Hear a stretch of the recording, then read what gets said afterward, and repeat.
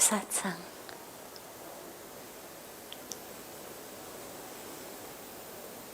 Such a beautiful time as 2021 is coming to a close, and it creates such a very fertile soil for our new growth to come in. Obviously, any minute, any moment of any day or week or month of the year is a beautiful possibility. Pujya Swamiji always says, whenever you wake up, it's morning. Wo aapka morte.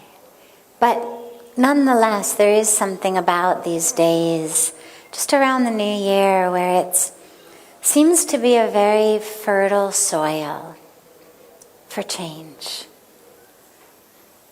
So it's especially beautiful to gather at that time. And as always, we open with a question that comes in advance from our family joining us from all over the world through the great technology of the internet. Can't be here physically, but they join with us in satsang from their rooms, their homes, their cars, their offices, wherever they are. So in honor of our extended family, we take the first question from them and then open it to any questions that anyone here has.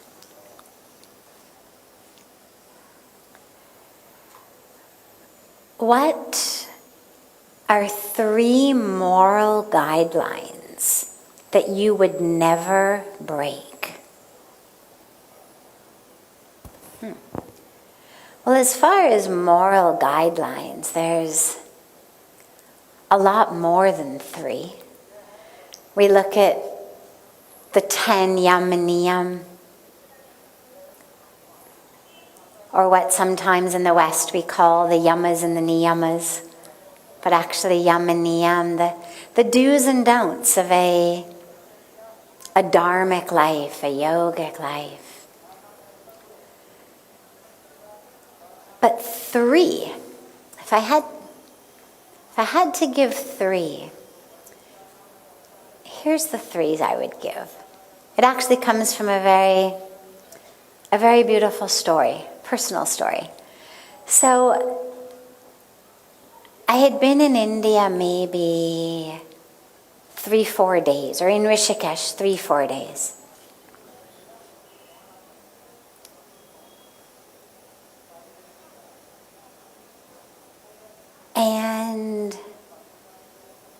Or actually, that's not right. I had been at the ashram for 3-4 days. I was in Rishikesh for a week before that. But I had been living at the ashram, staying here for 3-4 days. And so this goes back to September of 1996. Had been in India a total of maybe 2 weeks. A few days in Delhi, then a week in Rishikesh before I met Pujya Swamiji and started staying here. Then 3 or 4 days I'd been here. And I was in a state of just ecstasy. Just spiritual ecstasy. Those of you who have known me for a while, or have listened to satsang for a while, or have read my memoir, you know some of what those days were. I was just in ecstasy. And I said to Pujya Swamiji, 3rd or 4th day,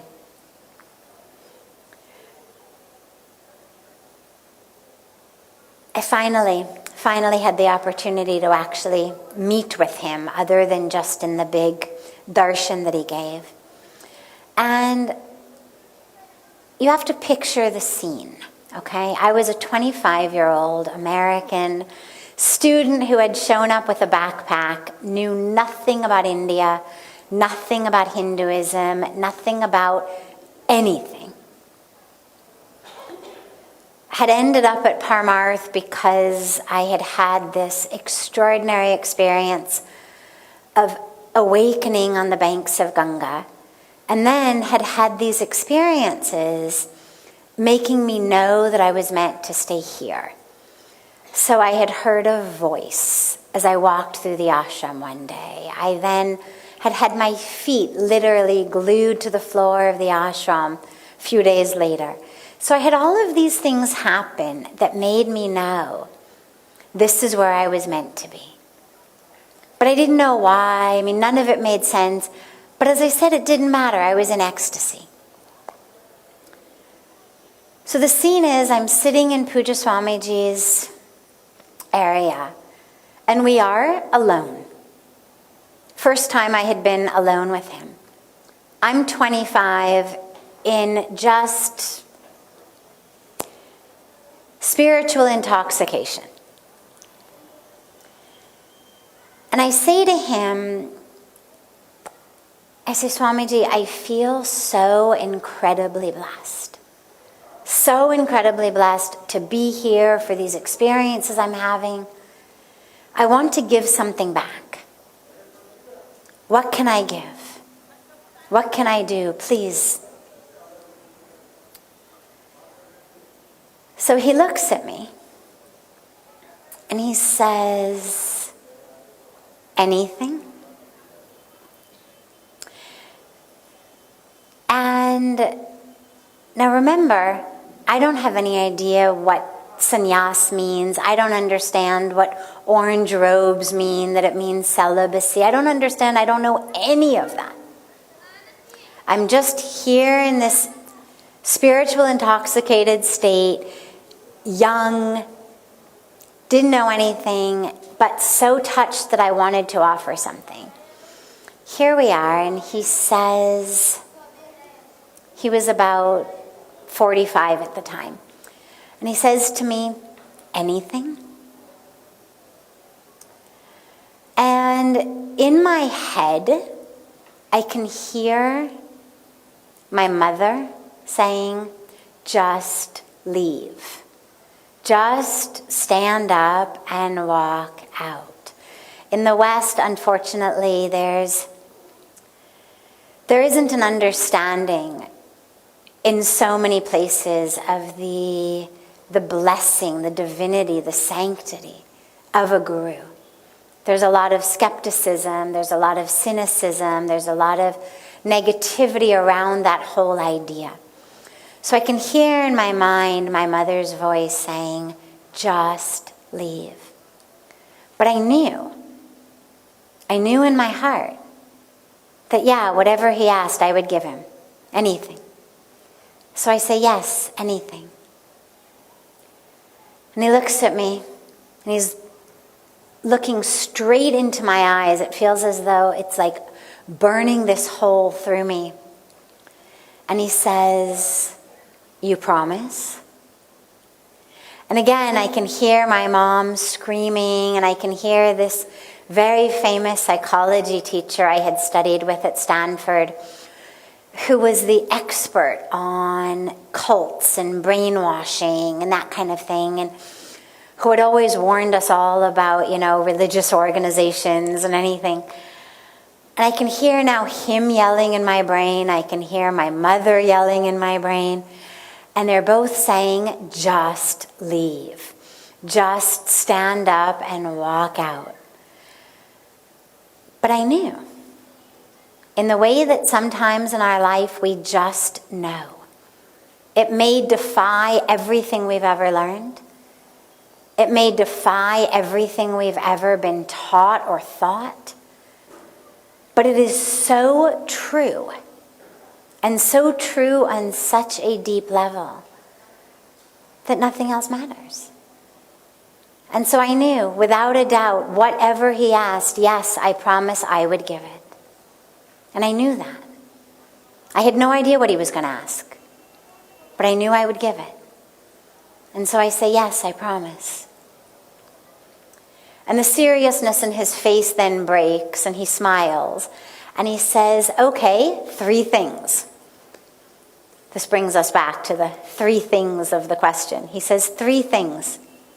Number 1, get closer to God every day.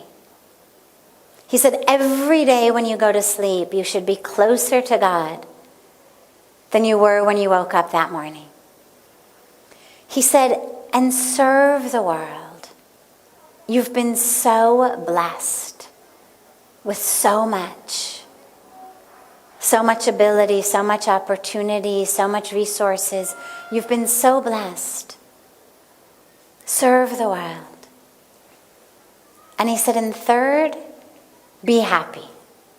He said, any sadness you have, any anger you have, he said, give it to me. And he held out his shawl like this, and he said, anything you have, just give it to me. He said, but just be happy. And of course, aside from being 3 rules to live by, it was such an incredibly powerful experience to be in that situation where literally I would have given anything, and yet all he wanted from me was get closer to God, serve the world, and be happy. And so I've really taken those 3 things as, you could say, the three rules that I really live by, that I wouldn't break. Doesn't mean that there aren't moments that I'm sad or moments that I'm frustrated, but that underlying happiness, that underlying sort of fundamental joy as kind of a river that runs through my life has always stayed. So if I had to give only 3, those would be the 3. Get closer to God every day, serve the world, and be happy.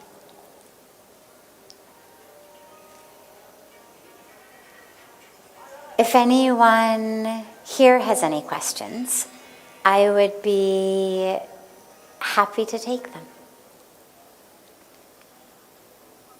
Yes. Maybe what you can do if you have a question after this one, so that Sandeepji doesn't have to run around with the mic, maybe if you have a question, you can just come here into the center and then he can just give the mic to one after another. You're good because you've already got the mic. So. Thank you so much. First of all, thank you so much for inviting all of us here in the Satsang, Swamiji.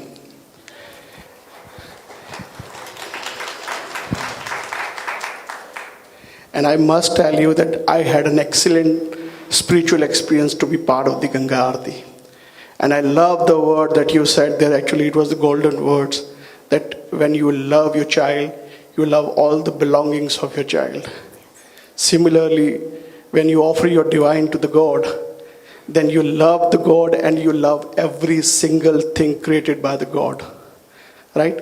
But I have just one question to you. You know, when we say that we love God and every single piece designed by the God we also love. But in the world, a lot of people, a lot of, animal creatures created by the love, those can easily distract you. They can easily shake your temperament.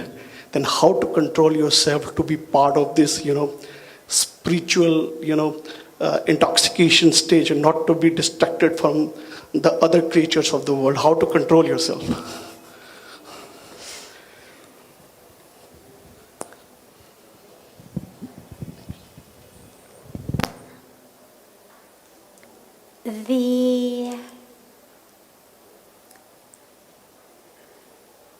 The pull, the distractions, चाहे हम माया कहते हैं, चाहे अपना मन का waves कहते हैं. There's always something that's pulling us off our grounding, off our anchoring. और ये आज का नहीं है, ये शुरू से. Today we have our smartphones and they beep and they ring and they vibrate and they do all sorts of things that distract us. We get an email every 2 seconds, some notification for it every 2 seconds. But that's not actually the core problem. Because for thousands and thousands of years, since the time our scriptures were written down, we've been being taught about taking care of the monkey mind. Monkey mind aaj ka nahi hai. This is the nature of the mind. Maya. This is not aaj ka concept. This is not, oh, you have a smartphone, so let's think of a word to describe the smartphone grabbing you. Or, oh, the makers of YouTube and Facebook are, sending you things to just waste your time. Let's think of a word. Chalo, isko maya bolte hain. To maya to shastra mein baat kar rahe hain. The nature of the mind to be distracted, the nature of the mind to be attracted by Maya, is something that existed long before not only smartphones, long before any phone, long before any television set, long before any shopping center. It's the nature of the mind. And so it's a practice of the mind. Dekho, you can't make the world stop grabbing you. You have to work with yourself. It's like that beautiful story of the king.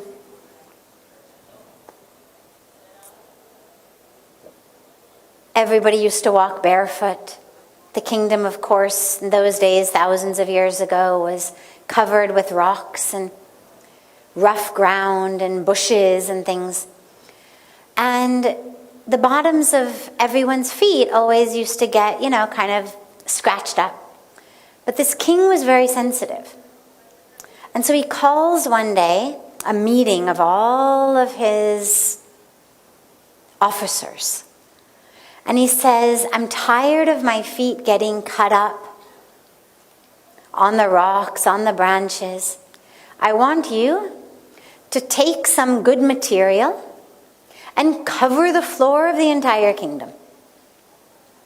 Wherever there's rocks, wherever there's bushes, I want you to cover it with some nice fabric so that wherever I walk, it will feel nice on my feet. Naturally, most of the officers are just like, yes, sir, yes, sir. But one of them says very, very humbly, Your Majesty, if I may, just a humble idea, to cover the entire kingdom, every square inch of the kingdom, with some nice fabric. Sounds like kind of an impossible feat. इतना कपड़े कहाँ से मिलेगा? फिर एक बार लगा दिया, then it gets torn, you have to keep fixing it. He says, may I humbly suggest, Your Majesty, that we prepare something that you can wear on your feet that are covered with something soft, so that wherever you walk, your feet will feel soft and nice. And that this was the beginning of what we call shoes. Right? And I love that story because most of us think that the answer to things is to fix everything in the world. The world is pulling me. The world is attracting me. The world is distracting me. I have to somehow make it stop. Nobody should talk to me. Nobody should call me. Nobody should email me. Nobody should honk their horn when I drive by. Nobody should ring my doorbell. Right? Nobody should disturb me. Well, that's kind of a tall order. Instead, rather than trying to make everything something that suits you, we work instead on our own mind that's getting distracted, that's getting pulled, that's getting attracted. And that's what all of our spiritual work is about. It's what our meditation is for. It's what our mantra jap is for. It's what our seva is for. It's what our introspection is for. Some of those things help the mind slow down. Some of them purify the mind. Some of them help us understand why we're getting attracted, where we're getting attracted. But all of them together give you a mind that doesn't jump around, that you're able to, I don't like to use words like control because it implies that there's kind of a master-slave relationship going on.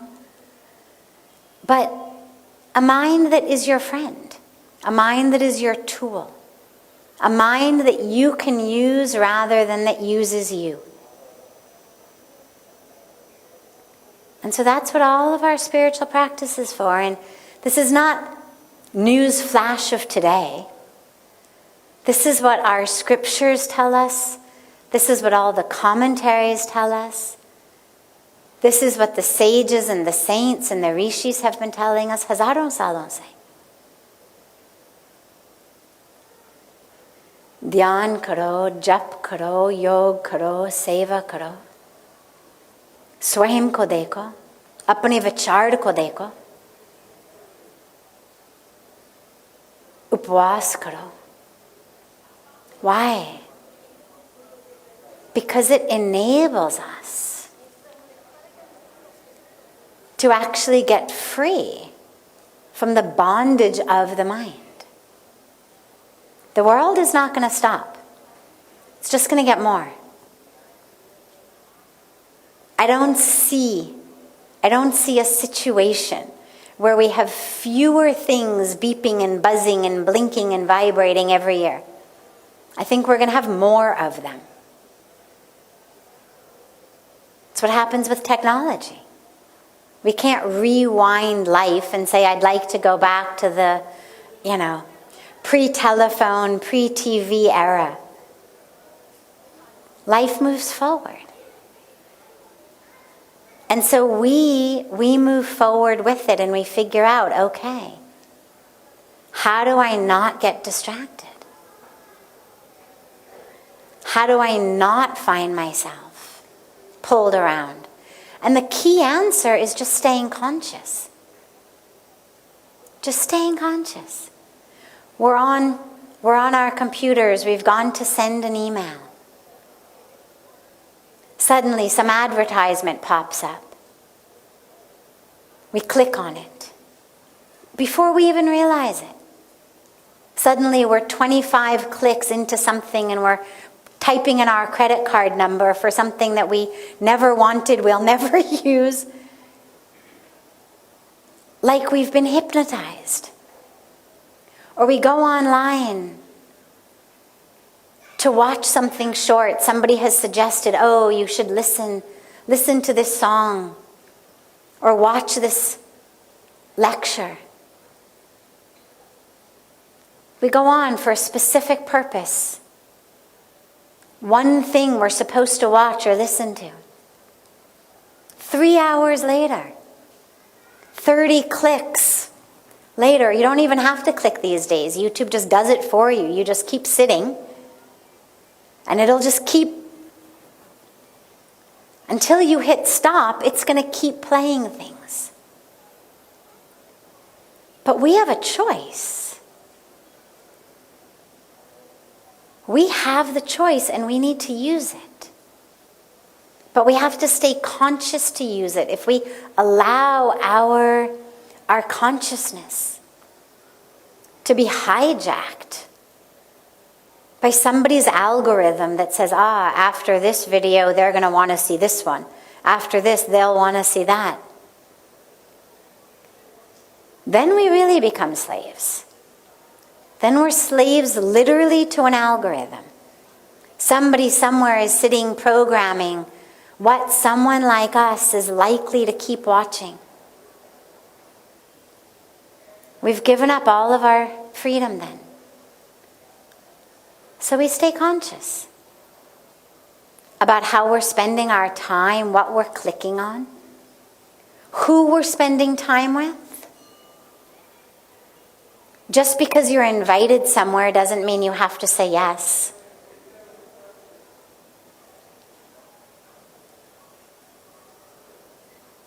This is all part of our spiritual practice. Otherwise, you get very distracted, very pulled off track very quickly. वो तो जाना पड़ा. उन्होंने हाथ जोड़ के मेरे को इनवाइट किया था, 3 बार मुझको फोन किया था. इसका मतलब नहीं है कि जाना पड़ेगा. It just means you have to be loving and polite. But if we give up our own freedom and our own grounding and our own anchoring just because someone's invited us someplace or YouTube wants to show us something or we've seen some advertisement, then we're not walking closer and closer to moksha. We're actually binding our own hands and our own lives every moment. And this is where consciousness is freedom. I am aware. Do I want to watch this or no? Want to watch it? No problem. Enjoy. Want to go have coffee with that person? Wonderful. Go. Enjoy. But you don't want to? Learn how to say no. With love, politely. But grab that free will. Otherwise, everyone and anyone, in person, online, through an algorithm, is just looking to steal your time and attention. Because in many cases, it's rupees, it's dollars, right? The longer they can get you staring at the screen, the more likely you are to click buy now on whatever they're showing you. But even if somebody's not looking for our money, and they're just looking to steal our time and waste our time, we have to be conscious. Just like we lock our homes before we go out, lock your car when you park. In the same way, maintain a sense of real clarity over your sense of time and energy, attention. It's very precious. Beautiful. Yes.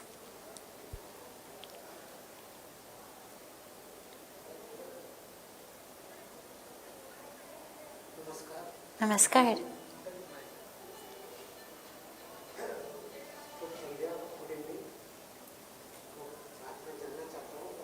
वो mic चालू करेंगे, एक second. जो बात मैं जानना चाहता हूँ वो आपने पार्टली अभी बता दी है. फिर भी मैं समझता हूँ कि सभी धर्म के बोध पाठ भगवान गॉड डिवाइन की तरफ ले जाते हैं और समझ जानकारी से रोज काफ़ी समझ और जानकारी से रास्ते काफ़ी लंबे हैं और पूरा एक जीवन भी कम है. मैं आपसे जानना चाहता हूँ कि कोई छोटा रास्ता है. आपसे विनती है कि ऐसा कोई रास्ता हो तो बताइए. अंत में कैसे स्वतः को प्योर करें, ये जानना चाहता हूँ. धन्यवाद, आभार. Thanks. So for those of you who didn't understand the Hindi, he asked that all of our different religions, different paths of spirituality, religious paths, they all take us to God. He said, but the path seems very long. Isn't there some shorter path? Some shortcut to God? Absolutely. Bhakti. Love.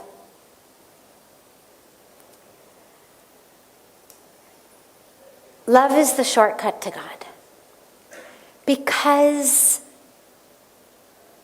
जब हम प्यार करते हैं तो automatically देखो जब हम बात करते हैं enlightenment, moksha, god realisation,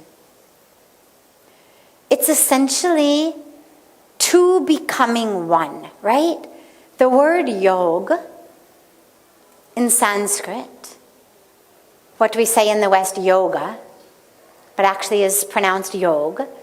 Literally the Sanskrit meaning, or the English of the Sanskrit, means union, to unite.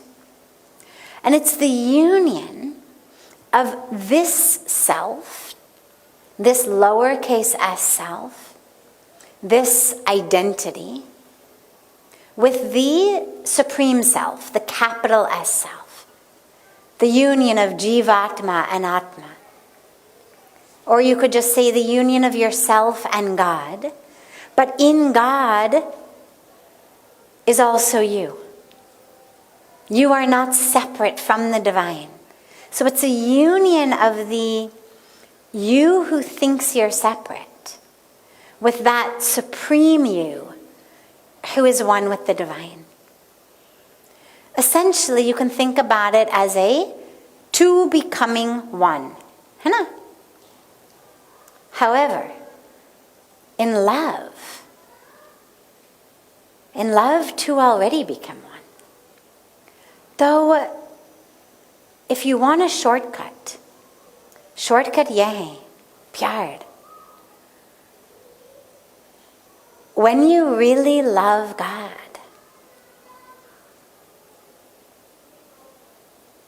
then you experience already that oneness with the divine. That experience of the lover and the beloved are one. There's no difference. And in that love of God, we may begin by loving God in a murti. Let's say in my temple I have a murti of the divine in some form.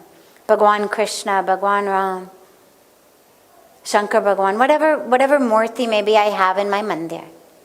So maybe I begin by loving God in this form that seems separate from me. But as you love, as your heart opens, and you feel it, you feel that juiciness. जब हम रस कहते हैं ना, रस, bhakti ki ras, it's juice, it's juiciness.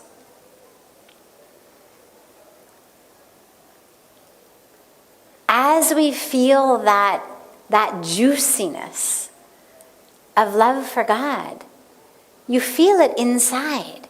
You feel it in your heart. And you feel it चाहे आप मंदिर में बैठ रहे हैं, चाहे आप kitchen में हैं, bathroom में हैं, बाहर हैं.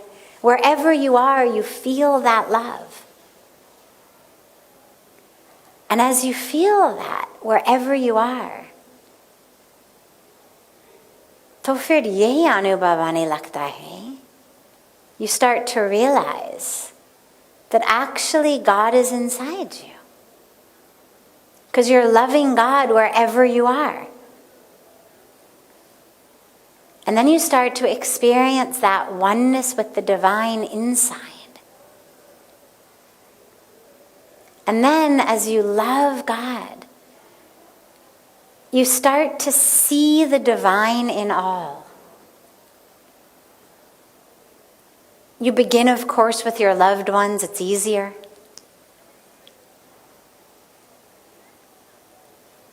But then slowly, slowly, in all, you start to see that divine wherever you look.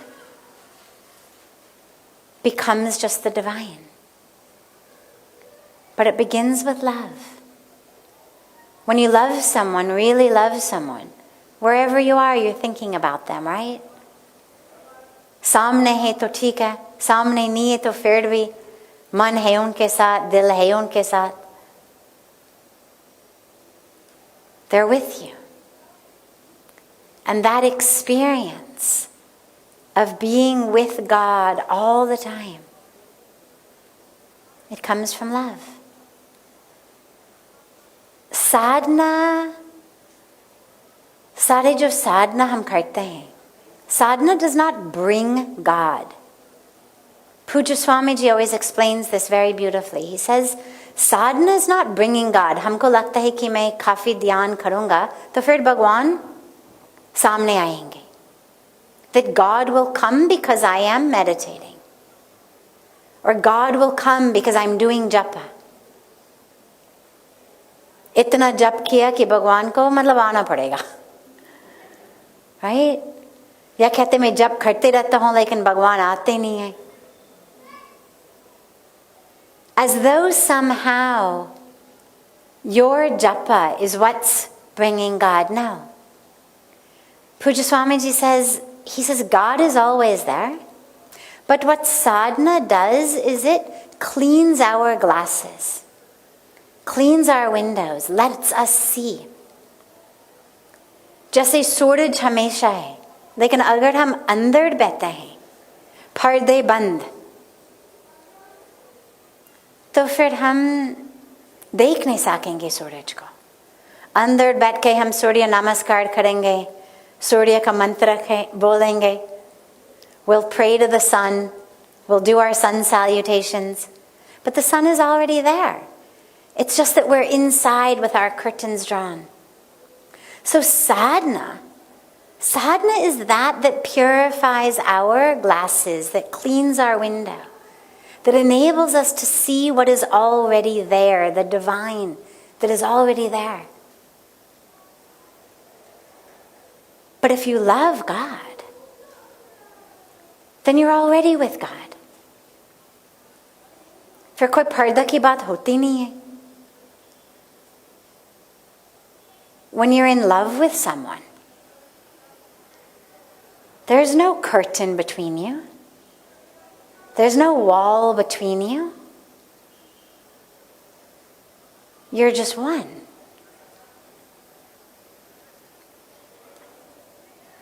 So your shortcut is to love God.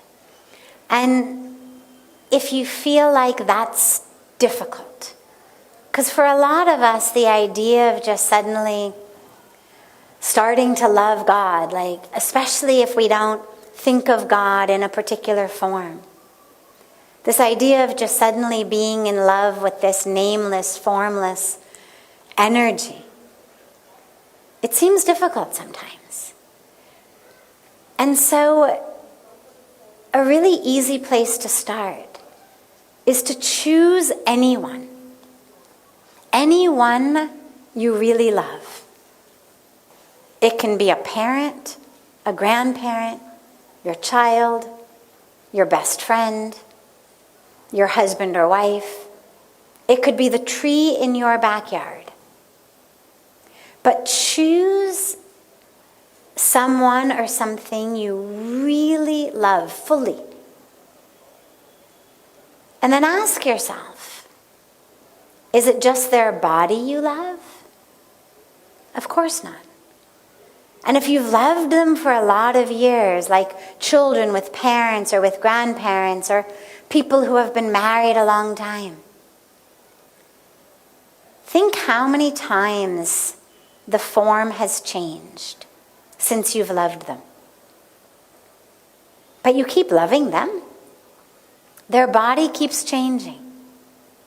But you keep loving them. It's not the body you love. You may appreciate it. You may appreciate their beauty.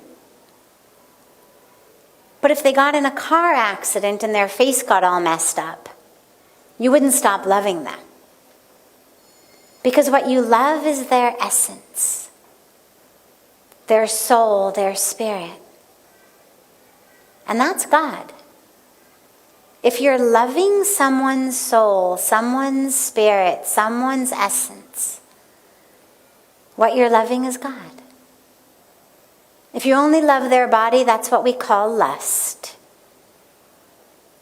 But if you really love their essence, they're in a good mood, a bad mood, looking good, not looking good, doing what you want, not doing what you want, but you keep loving them. What you're loving is essence. You're loving soul, you're loving spirit, which means you're loving God. So you can begin there. And then just keep paying attention to that divinity in them that you love. And through them, realize that you love God. And then start to see if you can love God in other forms as well. Slowly, slowly, slowly, you'll increase the number of ways that you can love God. So that's the fastest and best shortcut that I know.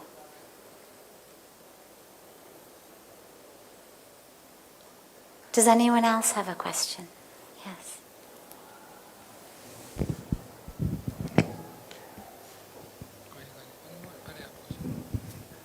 Pranam Mataji. Thank you for providing this golden opportunity. I have just one question. How we can differentiate between the love and the attachment? Like the mother has a child, she loves the child. Yes. And at the same time, she can find any child, but she cannot love that child at much extent. At that extent, she loves her child. Of course. So I want to know that is it attachment or it is love? I personally feel like if it is love, then it should be spread equal to all others. Okay. Thank you.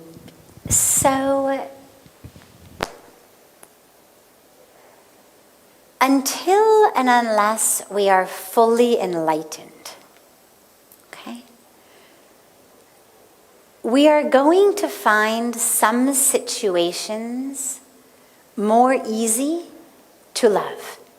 We're going to find some situations more easy to experience God. There's a reason that people feel inspired and uplifted and connected to the divine much more sitting on the banks of Ganga than sitting on a subway in New York City. God is everywhere. And for enlightened beings, you take, Paramhans Ramakrishna, stick him on a subway in New York, and I have no doubt that he would cry in love for God as he saw the divine and everybody walking on and off the subway, bowing at everybody's feet. But for the rest of us, there will be certain situations that feel more conducive to our spiritual growth. Certain situations where we feel closer to the divine. And there's nothing wrong with that. It's what we have temples for. It's what we do puja for. It's what we come to ashrams for. Nothing wrong with that. It just means you're still human.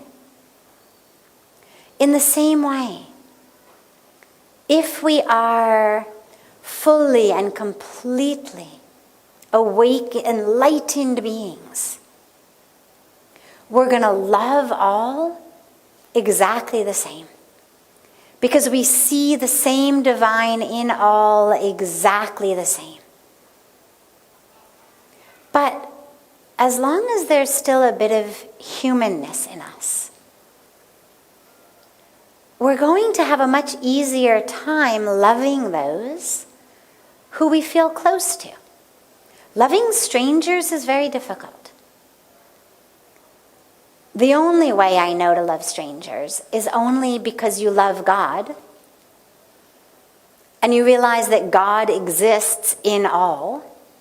And so in that way you would love everyone because you love God and realize God is in everyone. But to love someone who we are close to, that's very easy. Our hearts are open to them. We are connected to them already. And remember, we're connected also to their soul, their spirit, their essence. So we are connecting to the divine. But we're connecting through a being who feels very close to us. So I think it is thoroughly impractical. I'm not even sure that it would be ideal, but even if it were, thoroughly impractical to expect any mother ever to love every single child on earth exactly as much and in exactly the same way as she loves her own child. But I don't think that that has to be the goal. And the fact that she doesn't necessarily mean it's only attachment. We love where we are able to open ourselves to. Now we are open to those who we feel close to. We can open our hearts to those we feel close to. We become vulnerable. We trust. We let down our guard. We let them really see us. And so then we can love. If I've got my guard up, if I'm protecting myself, if I'm hiding myself from you, then I'm not going to be able to love you so much because there's this big wall between us. And so, on the highest spiritual level, yeah, we see the divine in all. We are open-hearted to all. That's the goal. It's where we're all walking to. But along the way, it's going to be a lot easier to feel love of God in your mom or your dad or your grandma or your grandpa than in some random woman walking down the street or some random man walking down the street. And that's okay. There's nothing wrong with that. As long as we respect all, care for all, there's no rule that says I must love everyone exactly like I love my mother or my baby. Attachment tends to be around how that other being acts, lives, chooses. So if it's just love, then regardless of what they wear, regardless of their grades in school, regardless of what career path they choose, regardless of anything, I still love them. The attachment is in, I need them to. They better dress like this or I'm going to be really angry. They better act like this or I'm going to be really angry. They must follow this profession, get this career, study this in school, or I'm going to be really angry. That's attachment. Attachment suffocates. Attachment doesn't let the other being blossom. Think about like a beautiful flower, but I squeeze it so hard I actually kill it. I'm just trying to hold on to it. I really love it. But in my loving of it, I've tried to own it. And so I've squished it in my hand. That's what attachment does. Love, we're able to just love it as it blossoms. We don't need to own it or control it. We can just love.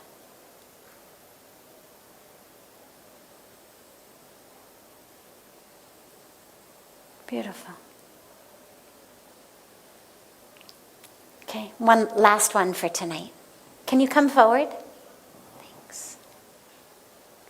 We'll take this as our last question tonight. Yeah, hi. Pranam Mataji. Slightly offbeat question. No problem. I am 22 right now. My question to you is that a lot of my friend circle and most of the people around me are very ambition oriented. For example, chasing career, chasing money. And as someone who is still starting out of the spiritual path, what would you like recommend or like advise to kind of make sure that I don't get like flown away with career and ambition or stuff like that? Beautiful. Well, first of all, there's nothing that says that you can't have a career and be on a spiritual path at the same time. It shouldn't be either or. It's not be spiritual or be ambitious and successful. Ideally, we should be able to do both.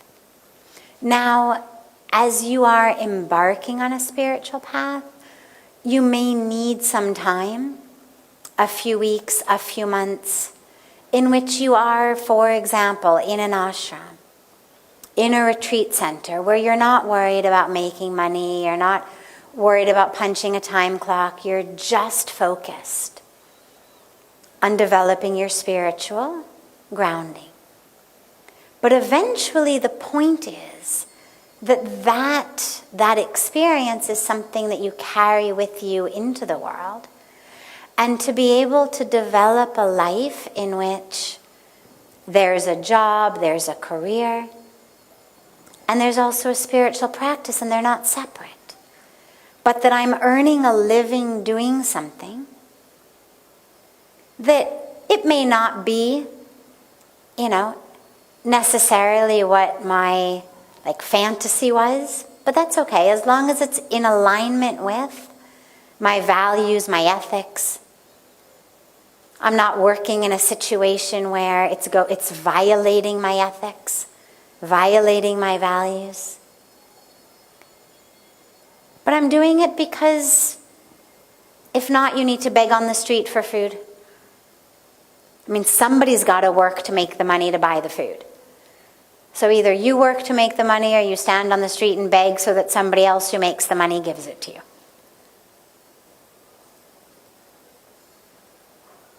See how you can develop a life. And 22 is still very young. You've got a lot of time. It's beautiful that you're on a spiritual path at this age. Let that path get strong. And yes, in the beginning you have to take care of it very carefully. We do a lot of tree plantation. Pujya Swamiji is very, very dedicated to planting trees. And when you plant saplings, you have to plant what's called a tree guard around the saplings. Because otherwise the monkeys eat them, the cows eat them, dogs eat them. So you have to plant a tree, you have to erect a tree guard around it to protect it. We then ended up, of course, having to hire guards to protect the tree guards because the tree guards were made of metal and people were stealing the metal. So you have to keep protecting it. Eventually we just shifted to bricks instead, but eventually that sapling will grow. And it'll become very strong, and then you don't need any kind of guard. Then the monkey comes and the monkey jumps on its trunk and swings from its branches, and the tree doesn't care. The dog comes, sniffs, pees on the, base of the tree doesn't care. So you have to do that caretaking a lot in the beginning. So at this point, it's a very precious time. Make sure at this point that you are spending the time, you're doing the right thing. Here you are in Rishikesh. Here you are in the ashram, here you are in satsang. Let that really grow within you, become your own. And then see how you can carry that first into just your day-to-day life, just interacting with friends, interacting with family members, going grocery shopping. How do you carry that spiritual life? And then, as you start to think about what your career might be, think about ways to utilize the skills you have, the abilities you have, in a way that's, number one, in alignment with your values, your ethics, some way that is serving and helping and benefiting. But also in a way that you're not working 120-hour work weeks. You may make a little bit less. You may not reach senior vice president. But that's okay. You know, when you go to these top hospitals, you know, the big hospitals all over India, Medanta, Apollo, AIMS, all the big good hospitals, they've got several different types of checkups. If you go in for an annual checkup, they've got, 5, 6, 7 different packages you can get. Each package has different tests that they'll do. The most comprehensive package, meaning the one that is testing everything, the one for those who have the most things wrong with them, the most in need of medical treatment. What are those packages called? Usually? Anyone? Corporate checkups. Exactly. Corporate exams, corporate checkups. It's never the mail clerk checkup. As we rush and rush and rush to become the head of these companies, we end up developing so much stress, so much else that's wrong, that we end up needing these very extensive and very expensive checkups, right? All the stress tests, corporate checkup. Now, for some people, that's their ambition, no problem. Let them do it. Somebody needs to run companies. But stay grounded in what your goal is. There just needs to be enough money that there's food on the table and sweaters in the winter and a roof over your head in the rainy season, and that your kids, when you have them, should be able to go to school, and everybody in the family should have access to medical care and whatnot. But beyond that, there's no point putting in all of that extra time just so you have more of something that you already have enough of. See how you can spend that time differently. That's strengthening your spiritual experience, that's deepening it. And then you'll be able to live both. Beautiful. Have a beautiful rest of your evening, everyone. Beautiful morning and day to our family joining us from online. And looking so forward to seeing you all tomorrow.